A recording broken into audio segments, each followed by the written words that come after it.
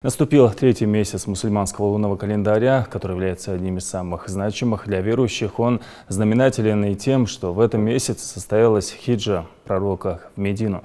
Весь этот месяц мусульмане с усердием прославляют пророка Мухаммада, мир ему. Собираются для изучения жизни, деятельности посланника, читают мавлиды, раздают милостыню и проводят как можно больше времени за молитвой.